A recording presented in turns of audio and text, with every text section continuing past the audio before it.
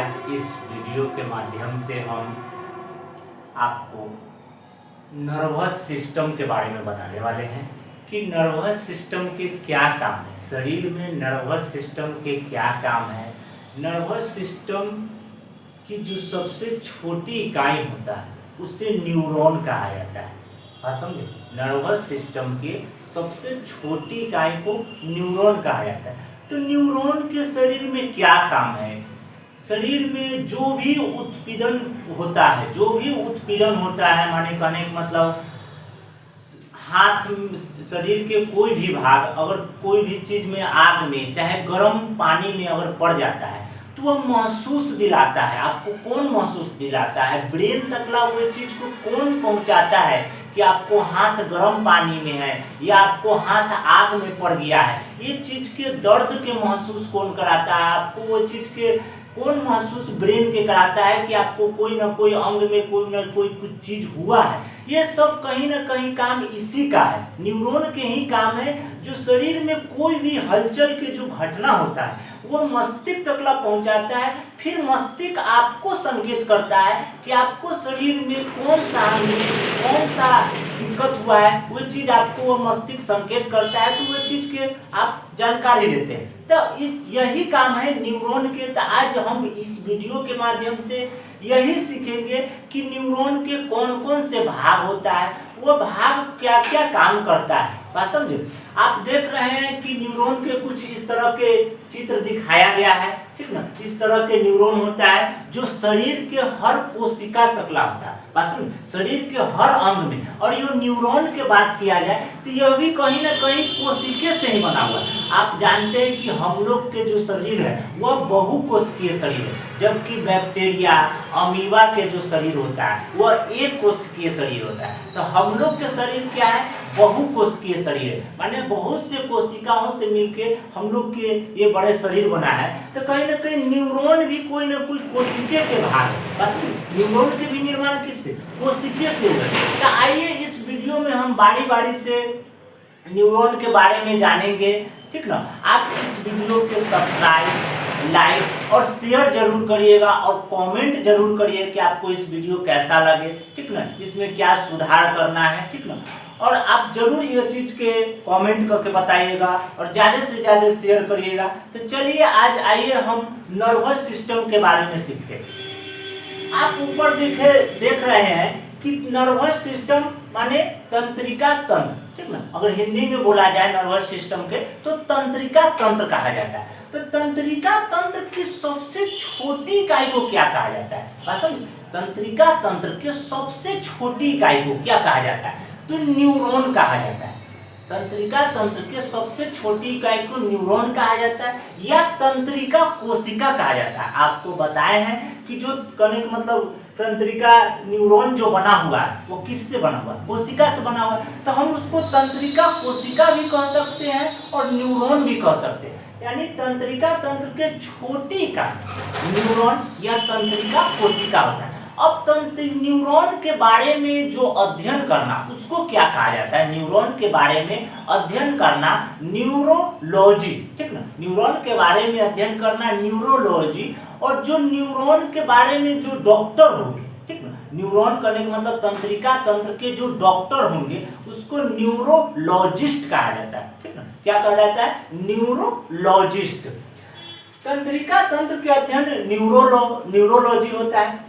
Neuron का कार्य, अब न्यूरॉन का क्या कार्य है? न्यूरॉन के कार्य यही है कि शरीर में जो उद्दीपन के घटना होता है, ठीक ना, शरीर में जो उद्दीपन के घटना होता है उसको ब्रेन तकला, मस्तिष्क तकला विद्युत रसायन के माध्यम से पहुंचाने के काम करता है। जैसे उद्दीपन के घटना क्या होता है चाहिए समझते हैं। उद्दीपन के घटना के कहने का मतलब हुआ कि मान लिया जाए कि यहाँ इस एक बर्तन है, ये एक बर्तन है, इसमें गर्म पानी रखा हुआ है। इसमें क्या रखा हुआ है? गर्म पानी रखा हुआ है। इस बर्तन में गर्म पानी रखा। अगर मान लिया जाए कि आपको कुछ कारणवश इसमें उंगली पड़ गया, इसमें उंगली पड़ गया,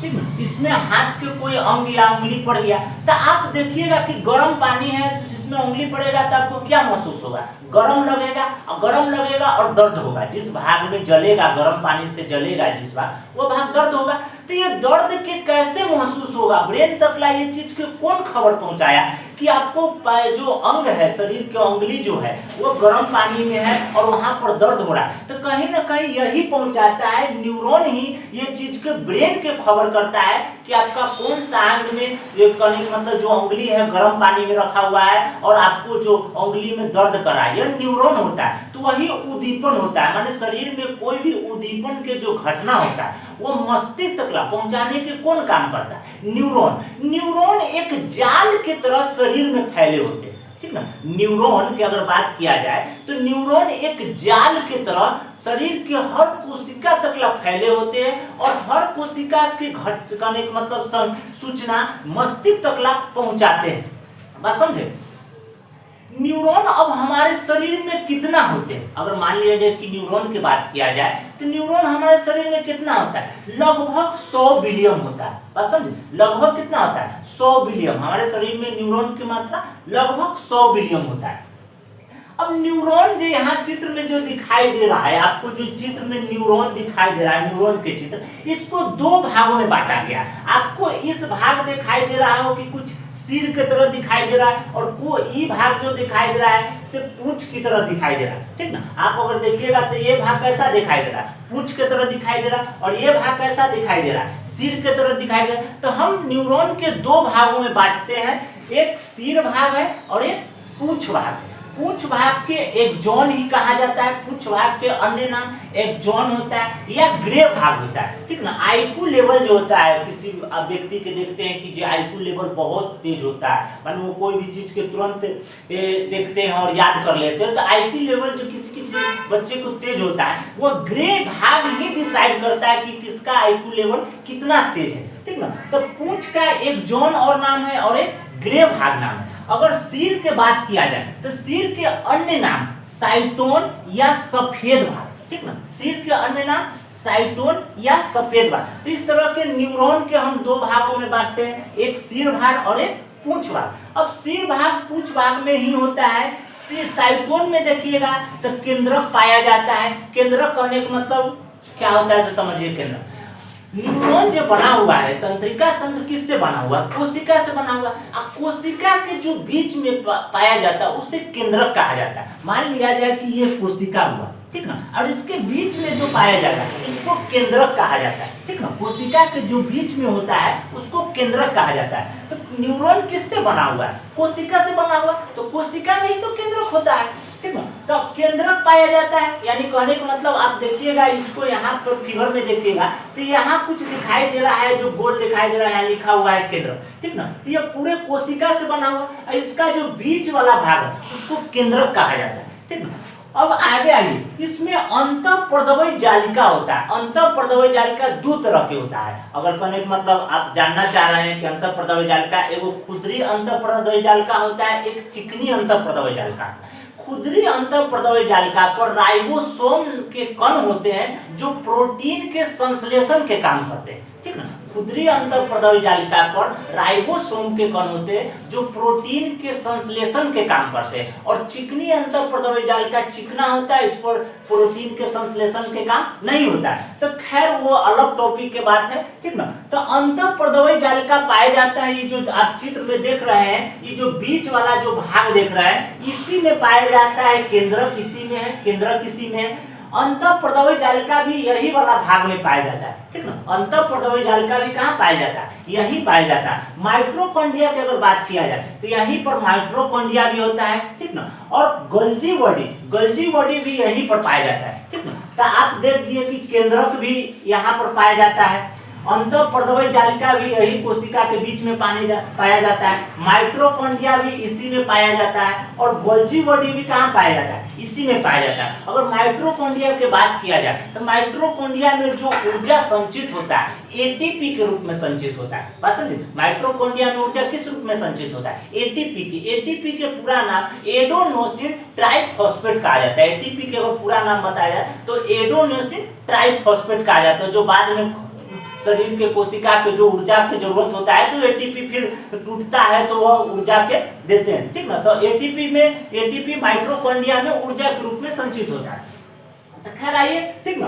तो आप अब सिर के भाग जानेंगे कि सिर में केंद्रक पाया जाता है, अंतःप्रदवी जालिका पाया जाता है, माइटोकॉन्ड्रिया पाया जाता है, गोल्जी काय पाया जाता है। तो ये सिर के भाग जाए। अब आइए पूंछ के बारे में समझते हैं। पूंछ के एक जोन या ग्रे भाग भी कहा जाता है। पूंछ की अगर बात किया जाए तो पूंछ में एक होता है एक जोन, ठीक ना। एक जोन बेलनाकार आकार के होता है, जो आप देख रहे हैं, ये जो देख रहे हैं, ठीक ना, ये जो देख रहे हैं, ठीक ना, एक जोन यहाँ जो बीच में दिखाई दे रहा है, ये जो बीच में दिखाई दे रहा है, इसी को एक जोन कहा जाता है। ये जो बीच में दिखाई दे रहा है, काला वाला भाग के अंदर जो दिखाई दे रहा है, इसको एक जोन कहा जाता है। बात समझे। एक जोन बेलनाकार आकार के होता है। यह सब संदेश आगे भेजता है, माने कहने का मतलब यहाँ जो कहने का मतलब जो भी संदेश शरीर के हर कोशिका से ये इकट्ठा होता है, यहाँ से हर कोशिका से डेंड्रॉन, ठीक ना। डेंड्रॉन जो होता है, जो दिखाई दे रहा है, ये जो चांद के आकार दिखाई दे रहा है, इसको डेंड्रॉन कहा जाता है। और डेंड्रॉन एक होता है डेंड्राइट, ठीक ना।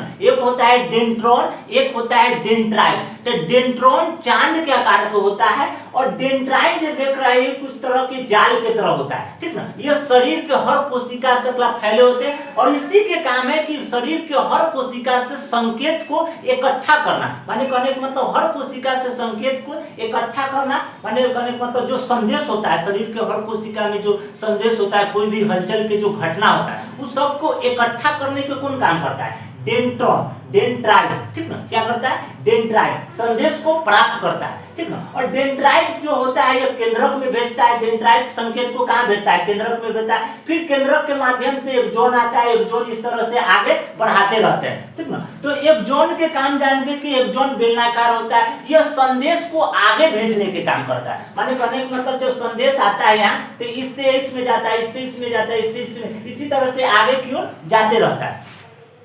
एक जोन पर आवरण जो होता है, आप जो देख रहे हैं, जो कि जो एक जोन होता है अंदर में ऊपर से काला वाला भाग दिखाई दे रहा है, ठीक ना। एक जोन के ऊपर जो आवरण होता है वो माइलिन शीत का होता है, ठीक ना। एक जोन जो के ऊपर जो आवरण होता है वो माइलिन शीत के बना होता है। अब आवरण क्यों बनाता है? इसको सुरक्षा देने के लिए, ठीक ना, कि कहने का मतलब बाहरी आघात से सुरक्षा देने के लिए कि जल्दी नष्ट न हो सके, ठीक ना। कि मेन इसी के काम है संकेत को एक स्थान से दूसरे स्थान तक पहुंचाना, ठीक ना। संदेश को एक स्थान से दूसरे स्थान तक कौन पहुंचाता है? यही एक जोन। तो इसको सुरक्षा तो देना होगा, तो बाहरी कवर के रूप में कौन सुरक्षा देता है? माइलिन शीत, ठीक ना। माइलिन शीत कहाँ लगा होता है? एक जोन के ऊपर। एक जोन के ऊपर क्या लगा होता है? माइलिन शीत। अब माइलिन शीत किसका बना होता है? माइलिन शीत भी किसी न किसी कोशिका का बना होता है। तो माइलिन शीत बना होता है कहने का मतलब श्वान कोशिका की। अगर बात किया जाए कि माइलिन शीत किसका बना होता है, तो श्वान कोशिका के बना होता है। जो माइलिन शीत के यही काम है, जो एक जोन होता है उसकी बाहरी आघातों से सुरक्षा होता है ताकि वो नष्ट न हो सके। आप जानते हैं कि न्यूरॉन के जो पूर्ण जनन के होता है, ठीक ना, माने कहने का मतलब रीजनरेशन पावर बहुत कम होता है, ठीक ना। न्यूरॉन के रीजनरेशन पावर बहुत कम होता है, यानी कहने का मतलब अगर न्यूरॉन किसी भी कारणवश एक बार अगर डैमेज हो गया तो वो फिर से कहने का मतलब बन नहीं पाता है। बहुत कम रीजनरेशन पावर होता है न्यूरॉन में। अगर एक भी बाय द वे अगर आपको नष्ट हो गया न्यूरॉन तो फिर से नहीं बन पाएगा। अगर शरीर के लीवर की बात किया जाए तो शरीर के एकमात्र जो लीवर है उसमें पूर्ण जनन की क्षमता होता है। आप देखते हैं कि लीवर को डोनेट किया जाता है, लीवर को दान किया जाता है, तो लीवर में पूर्ण जनन की क्षमता होता है, वो फिर से बन जाता है। लेकिन अगर कहने का मतलब नर्वस सिस्टम में न्यूरॉन की बात किया जाए तो इसमें पूर्ण जनन की क्षमता नहीं होता। अगर एक बार किसी कारणवश नष्ट हो गया तो फिर से नहीं बन पाता है। बात समझे? तो इसकी सुरक्षा के लिए क्या होता है? श्वान कोशिका होता है, एक माइलिन शीत ऊपर होता है जो इसको सुरक्षा देता है। एक जोन टर्मिनल क्या होता है? एक जोन टर्मिनल कहने का मतलब जो नर्वस सिस्टम कहने का मतलब जो न्यूरॉन देख रहे हैं, ठीक ना। तो यहाँ पर दिखाई दे रहा है आपको एक्सॉन टर्मिनल, माने न्यूरॉन जहाँ पर खत्म होता है, ठीक ना, ये जो तंत्रिका तंत्र जहाँ पर लास्ट होता है उसको कहा जाता है एक्सॉन टर्मिनल। इसके बाद यहाँ से फिर इसी तरह से एक न्यूरॉन और स्टार्ट होगा, फिर इसी तरह से एक न्यूरॉन और स्टार्ट होगा, माने कहने का मतलब एक न्यूरॉन के बाद एक न्यूरॉन के बाद एक न्यूरॉन इसी तरह से आपस में जुड़े होते हैं। और इनके मान लीजिए कि ये एक न्यूरॉन है, ठीक ना, मान लिया जाए कि यह एक न्यूरॉन, और यहाँ के बाद एक फिर इसी तरह से न्यूरॉन स्टार्ट होगा, फिर इसी तरह से यहाँ से न्यूरॉन स्टार्ट, तो एक न्यूरॉन ये हो गया और एक न्यूरॉन ये हो गया। तो इसके जो बीच के जो जगह होता है, बात समझे, एक न्यूरॉन कोशिका के बीच के जगह दूसरे न्यूरॉन कोशिका के जो बीच के जगह होता है उससे कहा जाता है साइनेप्स क्षेत्र, ठीक ना। एक न्यूरॉन के बीच कनेक्ट मतलब एक न्यूरॉन और दूसरे न्यूरॉन, ठीक ना, यह एक न्यूरॉन हो गया और यहाँ के बाद दूसरे न्यूरॉन होगा, फिर यहाँ तीसरे न्यूरॉन होगा। तो इनके जो बीच के जो जगह होता है उसको कहा जाता है साइनेप्स क्षेत्र कहा जाता है, ठीक ना। तो एक न्यूरॉन से दूसरे न्यूरॉन के जो बीच के जगह होता है, जो गैप होता है, उसे साइनेप्स क्षेत्र कहा जाता है, ठीक ना। दूसरा यहाँ लिखा हुआ है कि एक न्यूरॉन जहाँ खत्म होता है, मान लीजिए कि यह न्यूरॉन यहाँ पर खत्म हो गया, यह पूरा न्यूरॉन कहाँ खत्म हुआ, यहाँ खत्म, और इसके बाद फिर से न्यूरॉन दूसरा न्यूरॉन यहाँ के बाद स्टार्ट होगा। तो यह पहला न्यूरॉन यह हो गया, इसके बाद जो दूसरा न्यूरॉन होगा, तो दोनों के बीच के जो जगह होगा उसी को कहा जाता है साइनेप्स क्षेत्र कहा जाता है। तो यहाँ लिखा हुआ है कि एक न्यूरॉन खत्म होता है तथा दूसरा न्यूरॉन प्रारंभ होता है, उसके जो बीच का जगह होता है उसी को कहा जाता है साइनेप्स क्षेत्र कहा जाता है। आप इस फिगर में जो देख रहे हैं, थोड़ा सा यहाँ पर आप देख रहे हैं कि बीच में थोड़ा सा यह बुनका बुनका टाइप के दिखाई दे रहा है, ठीक ना। ये बीच में इस तरह के जो दिखाई दे रहा है, यह क्या है, यह है प्रोटीन के संश्लेषण, माने नीजल्स ग्रेनुल, ठीक ना, इसको कहा जाता है। आप जैसे बुनके टाइप जो देख रहे हैं इसे नीजल ग्रेनुल कहा जाता है। इसका क्या काम है, यह प्रोटीन के संश्लेषण करता है, बात समझे, प्रोटीन के संश्लेषण करता है। आप जानते हैं कि जो न्यूरॉन है यह कोशिका से बना हुआ है, तो इसको भी तो ऊर्जा चाहिए ना, इसको क्या चाहिए, ऊर्जा चाहिए। तो ऊर्जा कहाँ से मिलेगा, तो यही जो नीजल्स मतलब नीजल्स ग्रेनुल होता है, यह प्रोटीन के संश्लेषण करता है जिससे इसको ऊर्जा मिलता है, बात समझे। तो आइए आज इस वीडियो के माध्यम से हम आपको नर्वस सिस्टम के बारे में समझाएं कि नर्वस सिस्टम क्या है, नर्वस सिस्टम के कितने भाग होते हैं, ठीक ना। नर्वस सिस्टम के दो भागों में बांटा गया है, ठीक ना, सिर और मतलब पूंछ, ठीक ना। नर्वस सिस्टम के सबसे छोटी इकाई को क्या कहा जाता है, न्यूरॉन कहा जाता है। न्यूरो मतलब इसके बारे में अध्ययन करना न्यूरोलॉजिस्ट, इसके जो डॉक्टर होते हैं न्यूरोलॉजिस्ट कहा जाता है। तो इस वीडियो के माध्यम से आपको हम नर्वस सिस्टम के बारे में बताएं। हम यकीन करेंगे कि आप इस वीडियो से नर्वस सिस्टम के बारे में बहुत अच्छे से समझ गए होंगे। अगर कोई मतलब इसमें नहीं समझ में आया होगा तो आप कमेंट में कहिएगा कि कहाँ पर आपको नहीं समझ में आया, और वीडियो के लाइक और सब्सक्राइब जरूर करिएगा। धन्यवाद दोस्तों।